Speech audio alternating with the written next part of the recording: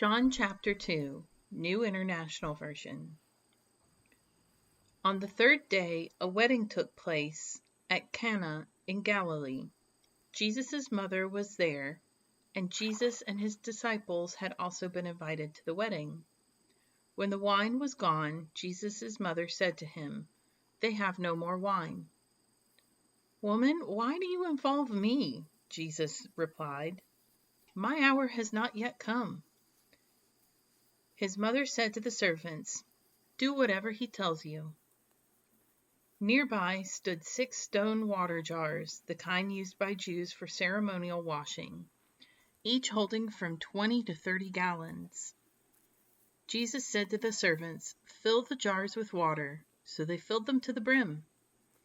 Then he told them, "Now draw some out and take it to the master of the banquet." They did so, and the master of the banquet tasted the water that had been turned into wine. He did not realize where it had come from, though the servants had drawn the water new. Then he called the bridegroom aside and said, "Everyone brings out the choice wine first, and then the cheaper wine after the guests have had too much to drink. But you have saved the best till now." What Jesus did there in Cana of Galilee was the first of the signs through which he revealed his glory, and his disciples believed in him. After this he went down to Capernaum with his mother and brothers and his disciples, where they stayed for a few days. When it was almost time for the Jewish Passover, Jesus went up to Jerusalem.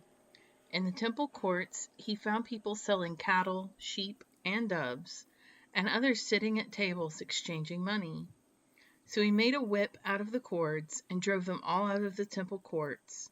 Both sheep and cattle, he scattered the coins of the money changers and overturned their tables. To those who sold doves he said, "Get these out of here! Stop turning my Father's house into a market!" His disciples remembered that it was written, "Zeal for your house will consume me." The Jews then responded to him, "What sign can you show us to prove your authority to do all this?" Jesus answered them, "Destroy this temple, and I will raise it again in 3 days." They replied, "It has taken 46 years to build this temple, and you're going to raise it in 3 days?" But the temple he had spoken of was his body. After he was raised from the dead, the disciples recalled what he had said.